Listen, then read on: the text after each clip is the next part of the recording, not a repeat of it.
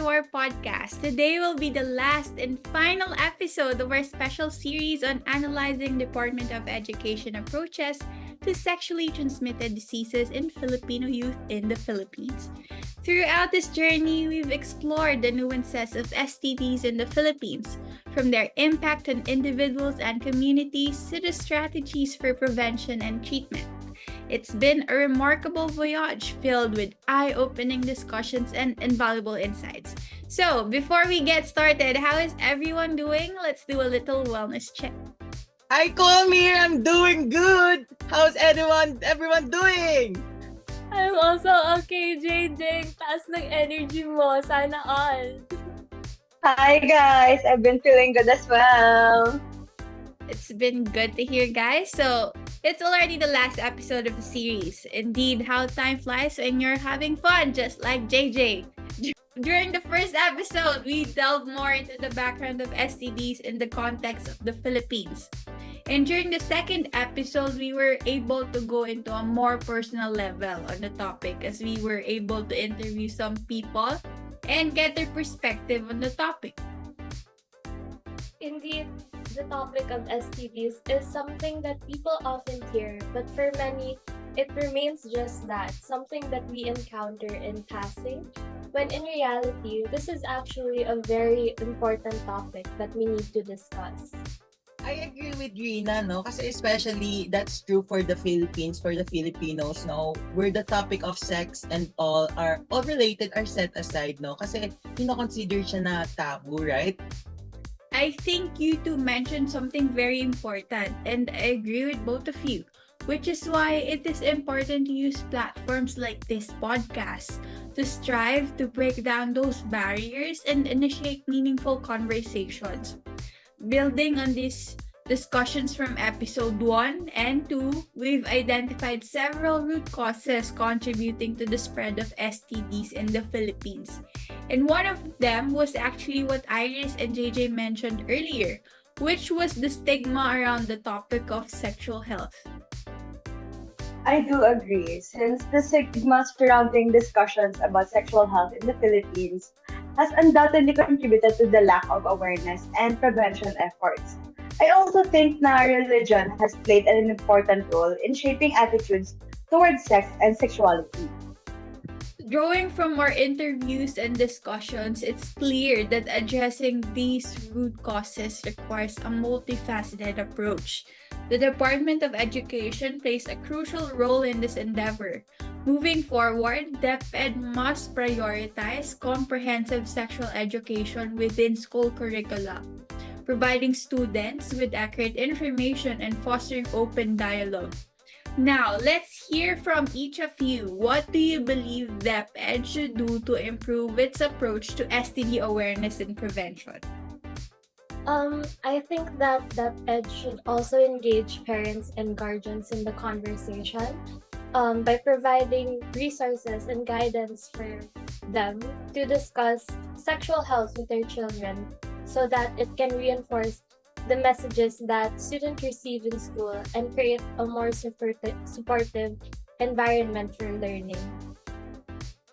In addition to what Rina has said, it should ensure that sexual education is inclusive and addresses the needs of all the students, di ba? Kaya nga nandyan yung DepEd to make a curriculum na perfectly fit for the student and at the same time na-address yung issue with regards to the STDs and information about sexual health. Regardless of the gender, identity, or sexual orientation, dapat lahat yun ako-cover. By promoting diversity and inclusivity, we can create a safer and more supportive environments for all our young people, di ba? I agree with both Rina and JJ. Kailangan ng DepEd, pinaprioritize niya din yung access to sexual health services for students. This includes yung testing and counseling, and by integrating these services into school health programs, we can ensure that all students have access to the care that they need to stay healthy. Absolutely. Those are all fantastic suggestions. DepEd's approach to STD awareness and prevention must be holistic and inclusive, addressing not only the biological aspects of sexual health but also the social, emotional, and cultural factors at play. So thank you all for your valuable insights. Now, let's shift our focus to what we can do as individuals and community members to address STD awareness and prevention. So what actions do you think we can take? Because personally, as individuals, we can educate ourselves about sexual health and STD prevention and then share that knowledge with others. We can also advocate for comprehensive sexual education in our own communities and support initiatives that promote sexual health and well-being. Absolutely, Kalmir. We can also prioritize our own sexual health by practicing safe sex. I mean, malalaki na naman tayo lahat dito. We can get regular STD screenings and seek support and resources when needed. I agree with Rina, no? We can also challenge the stigma and discrimination surrounding the STDs by amplifying all the informations that we have, by amplifying all the voices of those who are hurt by those stereotypes, di ba? Kaya nga we have social media to incorporate this with our amplifying with our goals, ganyan. So siguro we can promote acceptance and understanding by that also. And let's not forget the power of supporting organizations and initiatives that are working towards addressing STD awareness and prevention.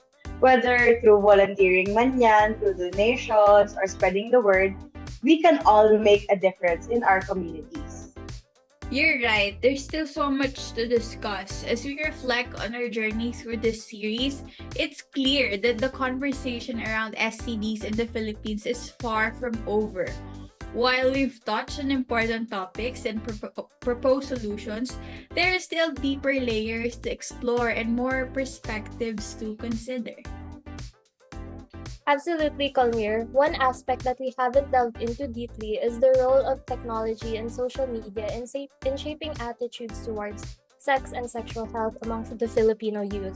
No, na-mention yun ni JJ kanina, na with the widespread access to smartphones and the internet, young people today are exposed to a vast array of information, both accurate and misleading, about sex and STDs. Understanding how technology influences perceptions and behaviors could be key in designing effective educational strategies.